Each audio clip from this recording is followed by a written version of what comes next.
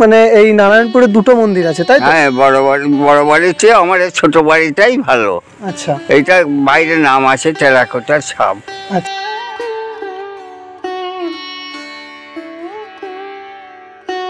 এরা মন্ডল ফ্যামিলি, এদের আদি বাড়ি হচ্ছে বর্ধমানের নীলপুর। আচ্ছা,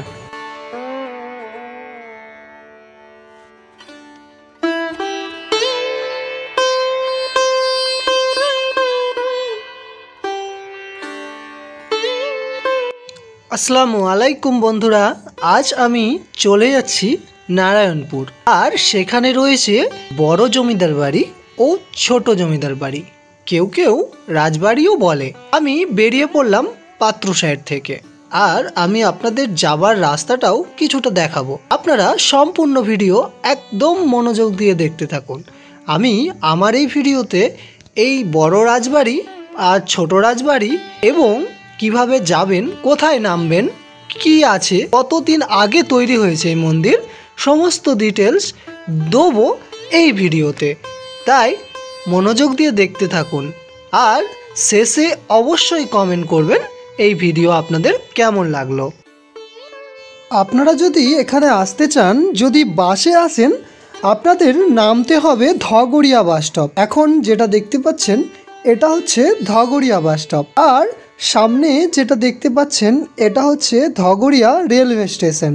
যারা ট্রেনে আসতে চায়, বাঁকুড়া থেকে যদি আসেন মশাগ্রামের ট্রেন ধরে নেবেন, আর শেয়ারা বাজার বা কলকাতা থেকে যদি কেউ আসতে চান তাহলে আপনারা হাওড়া থেকে বাঁকুড়া ট্রেন ধরে নেবেন। তাহলে আপনাদের নামতে হবে ধগড়িয়া স্টেশন, আর সেখান থেকে আপনারা অটো বা টোটো করে চলে যেতে পারবেন এই ডেস্টিনেশনে। আপনারা যখন নারায়ণপুর ঢুকবেন তখন আপনারা এইরকম একটা স্ট্যাচু দেখতে পাবেন। স্ট্যাচুটা দেখতে পেলেই ভাববেন আপনারা নারায়ণপুর ঢুকে গেছেন। এই নারায়ণপুর পড়ছে বাঁকুড়া জেলার পাত্রসাহের ব্লকের মধ্যে। আর এখন আপনারা যেটা দেখতে পাচ্ছেন এটা হচ্ছে ছোট জমিদার বাড়ি। আপনারা মনোযোগ দিয়ে সম্পূর্ণ ভিডিও দেখতে থাকুন। আমি আপনাদের এই মন্দির সম্পর্কে কিছুটা ইতিহাসও জানানোর চেষ্টা করব, তাই মনোযোগ দিয়ে দেখুন। আর ভালো লাগলে লাইক করবেন, আর আমার চ্যানেলে নতুন হলে চ্যানেলটিকে অবশ্যই সাবস্ক্রাইব করে রাখবেন।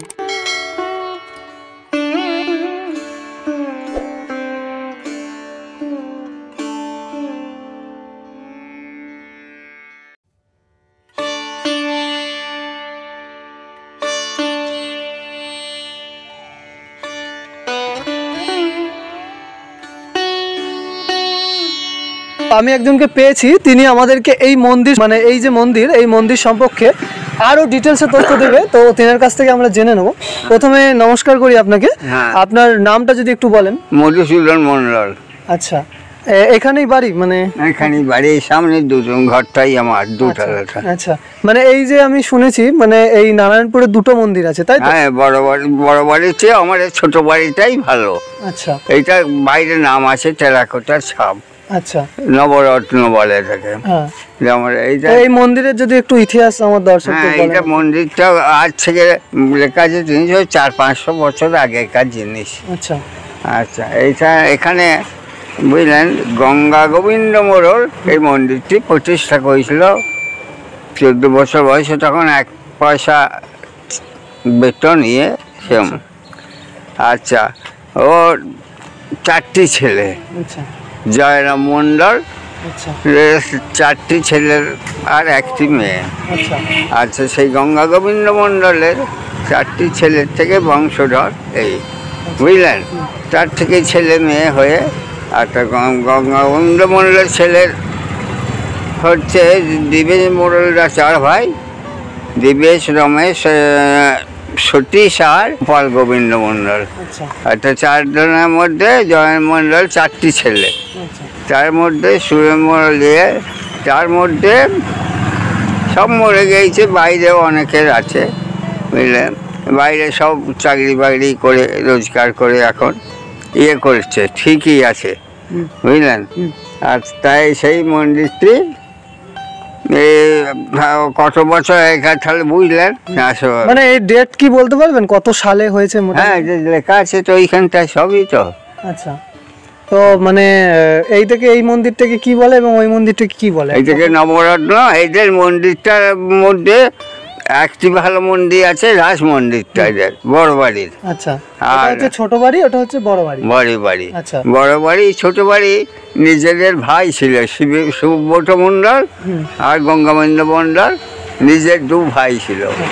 আচ্ছা, বড় বাড়ি ছোট বাড়ি এই জন্য, এমনকি আমি খুব ছোটবেলায় দেখেছি কেউ মরে গেলে বড় বাড়ির লোক এখানে চুল দাড়ি কামিয়ে যেত। আচ্ছা, তাহলে মা দুর্গার নামে এখনও বহু সম্পত্তি চলে গেল, 130-40 বিঘে জমি আছে, আর সেইটাতে মা দুর্গা পূজা হয় আর কি। ওই ভালো ভালো জমি আছে, আর ওদের অনেক জমি জায়গা আছে, মানে 130-40 বিঘা জমি, মানে সেখান থেকেই পুজো পার্বণটা হয়। হ্যাঁ, পুজো পার্বণ। মানে এখানে জাঁকজমক কখন হয়? মানে খুব ধুমধাম। আমাদের দুর্গা পুজোটার আবার একটা নিয়ম আছে, অষ্টমীর দিনে যা খরচা হবে পুজো করিনে, এক রাতে মা কালীর মন্দিরটা, এক রাতে মা কালীর মন্দিরে সেই খরচাটা করতে হবে নিয়ম। ওই জন্য এক রাতের কালী, কিন্তু অন্য খরচা হয় বিরাট। সেই ওই আলোচল ফালোচল দুর্গা পুজো যা লাগে এক রাতে কালীতে সেই খরচা, সেই মিষ্টি, সেই ইয়ে করে হয়। আর তো সেই ঘট বিসর্জন হয়ে আবার ঘট প্রতিষ্ঠা করা হয়। মাঝেতে ওই যে কালী মন্দির দেখলেন, গেছিলেন যদি, মাঝেরটা হচ্ছে কালী মন্দির, ওটা কালীতে নিত্য সেবা হয়। কি বুঝলেন? নিত্য সেবা হয়। মহাদেব মন্দির আছে, নারায়ণের মন্দির আছে, বুঝলেন? আচ্ছা, নারায়ণপুর যে রাজবাড়ি বলে, এই রাজবাড়ি এটা, মানে এটা হচ্ছে ছোট রাজবাড়ি এবং ওদিকে যেটা আছে বড় রাজবাড়ি। তো ধন্যবাদ আপনাকে অসংখ্য। তো সবাই দেখলেন, আমি এখন ছোট রাজবাড়ি আপনাদের দেখালাম, এরপরে আমার ডেস্টিনেশন হচ্ছে বড় রাজবাড়ি, যেটা এখান থেকে কিছুটা দূরে। আমি যেতে যেতে আমি আপনাদের সবই দেখাবো। ভিডিও স্কিপ করবেন না, চ্যানেলে নতুন হলে চ্যানেলটিকে অবশ্যই সাবস্ক্রাইব করে ঘন্টা বাটন প্রেস করে রাখবেন, আর ভিডিওটা কেমন লাগলো অবশ্যই কমেন্ট করে জানিয়ে যাবেন।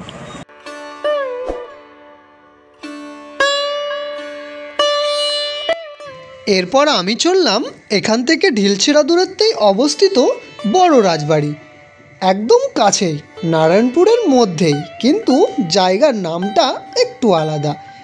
আপনারা রাস্তাটা নিশ্চয়ই দেখতে পাচ্ছেন আমার ক্যামেরার মধ্যে। আর একটুখানি গেলেই আমরা পৌঁছে যাব বড় রাজবাড়িতে। বড় রাজবাড়িটাও দেখতে বেশ বড়, আপনারা মনোযোগ দিয়ে দেখতে থাকুন। আমি এখানেও কথা বলে এই বড় রাজবাড়ির ইতিহাস সম্পর্কেও আপনাদের ডিটেলস দেব।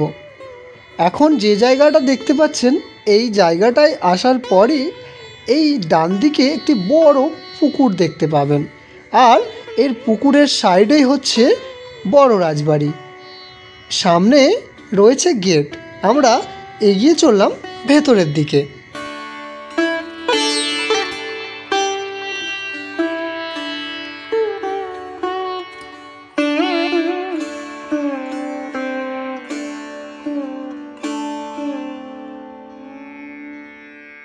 সো আমি এই মুহূর্তে যে জায়গাটা আছি আমি আপনাদের দেখালাম, এবং আরও বিশদে ভেতরের দিকে গিয়ে আমি আপনাদের দেখাবো। আমি এখন যে জায়গাটা আছি সেটা হচ্ছে বড় জমিদার বাড়ি। এর আগে যেটা দেখালাম সেটা ছোট, আর এখন যেটা দেখাবো সেটা হচ্ছে বড়। তো এই মুহূর্তে আমি একজনকে পেয়েছি। নমস্কার আপনাকে, আপনার নামটা যদি একটু বলেন। বিনয় মণ্ডল। আচ্ছা, আপনার বাড়ি এখানে? আমি এখানেই বাড়ি। আচ্ছা, মানে জমিদার বাড়ির সম্পর্কে অনেক কিছু শুনেছি, তো যদি আপনি আমার দর্শকদের একটু কিছু জাস্ট সংক্ষেপে কিছু ইতিহাস বলেন। ইতিহাস বলতে তো এখানকার যে এরা মণ্ডল ফ্যামিলি, মণ্ডল ফ্যামিলি, এদের আদি বাড়ি হচ্ছে বর্ধমানের নীলপুর। আচ্ছা, বর্ধমান শহরের নীলপুর। ওই এলাকা থেকে এসে এরা এই পাশের একটা গ্রাম আছে হদল বলে, সেখানে এসে বসবাস স্থাপন করে। মানে এখানে চাষবাস ইত্যাদির এইসব সুযোগ সুবিধা নেওয়ার জন্যে। তারপর এরা ঘটনাক্রমে বিষ্ণুপুর রাজার সুনজরে পড়ে আর কি। এই বিষ্ণুপুর রাজা এখানে এদের জমিদারির পত্তন করে। আচ্ছা, এই কয়েকটা মৌজা দিয়ে এদিকে শুরুটা করে আর তারপর এদের জমিদারির আবার বাড়ান্ত হয়। সেটা ধরুন আজ থেকে প্রায় 300 বছর আগে, প্রায়। আচ্ছা, 300 কাছাকাছি, 300 থেকে একটু কম হবে, নিয়ে এখানে এসে বসতি স্থাপন করে। এই পাশের গ্রাম থেকে উঠে এসে। আচ্ছা, এই তারপর এদের এই জমিদারির থেকে বাড়ান্ত হয়। এই আর কি। সো এখানে ওই যে দুর্গা পুজো হয়, কালী পুজো হয়, প্রায় সব রকম পুজোই হয়। আর এটা একটা দেবোত্তর স্টেট তৈরি করা হয়েছিল সরকারের অনুমোদন নিয়ে। মানে এখানকার যে ফ্যামিলি যারা, তারা জমি জায়গা পুকুর বাগান ইত্যাদি দিয়ে একটা দেবোত্তর স্টেট তৈরি করেছে। এই দেবোত্তর স্টেট থেকেই এই দুর্গা পূজা, কালী পুজো, তারপর সরস্বতী পুজো, এই রাস রথ প্রায় সারা বছরই উৎসব আছে আর কি। 12 মাসে 13 পার্বণ বলে না, সেই 13 পার্বণই আছে এখানে সব রকম। এই সম্পত্তি থেকেই হয়, পুকুর বাগান জমি জায়গা আছে, তবে ইনকাম বিরাট কমে গেছে এখন। তো যখন জমি থাকলেও তার ইনকাম নেই, সেই হিসেবে তবে কোনো রকম টিকে আছে আর কি এই পর্যন্তই। আচ্ছা, যাই আমারও খুব ভালো লাগে, আমিও গর্বিত। মানে আমাদের পার্থ শহরের মধ্যেই যে নারায়ণপুর পঞ্চায়েত, সেই নারায়ণপুর পঞ্চায়েতের নারায়ণপুরের কাছাকাছি মানে এই যে জমিদার বাড়ি এগুলো এখনো আছে। মানে আজ থেকে 300 বছর 400 বছর পুরনো। রামপুর রামপুর রামপুর নারায়ণপুরটা হচ্ছে টুয়াইন ভিলেজ আর কি। আচ্ছা, নারায়ণপুর রামপুর প্রায় একবারে অ্যাটাচ, সব মিলেমিশে গেছে। আচ্ছা, এই রাস্তাটার ওই দিকটা নারায়ণপুর আর এই দিকটা হচ্ছে রামপুর। আচ্ছা, এই বাড়িটা হচ্ছে রামপুরই, রামপুরে অবস্থিত। তাহলে এই বড়মন্ডল জমিদার বাড়ি।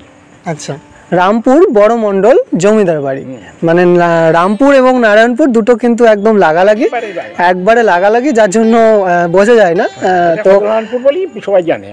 সেটাই, আপনারা যদি কেউ আসতে চান অবশ্যই আপনারা ট্রেনে আসতে পারেন, ধগড়িয়ার মোড়ে আপনারা নামবেন। এদিকে আপনারা যে বাঁকুড়া এবং মশাগ্রাম যে ট্রেন আমাদের যেটা চালু হয়েছে এখন হাওড়া পর্যন্ত যাচ্ছে, যারা কলকাতা থেকে আসবেন আপনার হাওড়া স্টেশন থেকে আপনারা বাঁকুড়া ট্রেন যদি ধরে নেন, আপনারা ধগড়িয়া স্টেশনে যদি নামেন, সেখান থেকে টোটো বা বাস বা বিভিন্ন ভ্যান রিক্সা পেয়ে যাবেন, আপনারা সেখান থেকে আসতে পারেন। বা যারা বাসে আসবেন তারাও আপনাদের বাসে যদি আসেন, আপনারা যে কোনো লাইনের, যদি বাঁকুড়া থেকে আসেন তাহলে আপনারা বর্ধমান বা পাত্রসার, তো বাঁকুড়া থেকে বালসি বা বর্ধমান যে কোনো লাইনের ভায়া সোনামুখী এদিকে যদি বাস আপনারা ধরেন, তাহলে কিন্তু আপনারা যে টপেজে নামতে হবে সেটার নাম হচ্ছে ধগড়িয়া। ধগড়িয়া টপেজে নামার পর সেখান থেকে আপনারা টোটো, অটো যে কোনো গাড়ি পেয়ে যাবেন আপনারা। সেখান থেকে আপনারা জাস্ট আপনারা যদি বলেন, যে কোনো মানুষকেই যদি বলেন যে আমি নারায়ণপুর জমিদার বাড়ি যাব বা নারায়ণপুর রাজবাড়ি যাব, তো সবাই আপনাকে নিয়ে চলে আসবেন।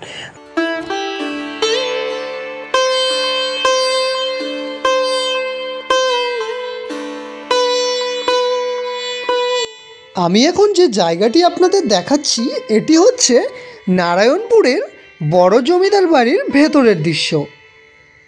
দেখতে পাচ্ছেন খুব পুরনো এই জমিদার বাড়ি। আমরা দোতলায় উঠছি আর সিঁড়িটা অনেকটাই সরু আর একদম অন্ধকার ছিল। আমি ফ্ল্যাশ জেলে ওপরের দিকে উঠলাম।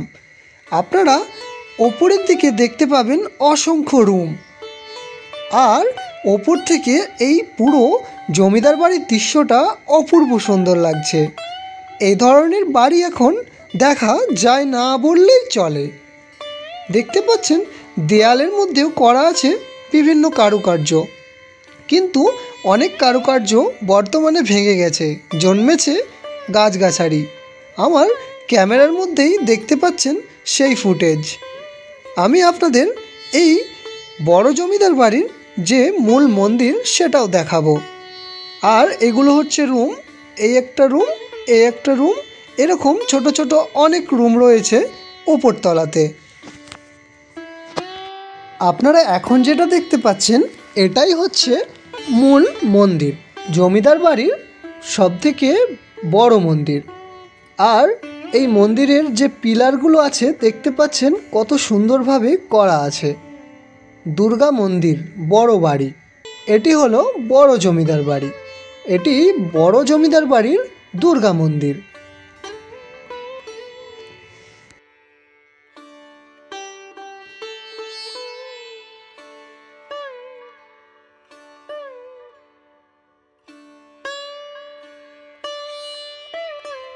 তো এটুকুই আমার বলার ছিল। তো ভিডিও ভালো লাগলে আপনাদের বন্ধুদের সাথে শেয়ার করে দেবেন, আর এই ভিডিওটা কেমন লাগলো অবশ্যই কমেন্ট করে জানাবেন, আর লাইক করতে একদম ভুলবেন না।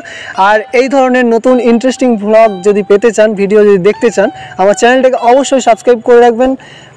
এতে কি না আমি যখন ইন্টারেস্টিং ভ্লগ আমার চ্যানেলে আপলোড করব, সেই নোটিফিকেশান বা সেই ভ্লগ আপনাদের কাছে পৌঁছে যাবে।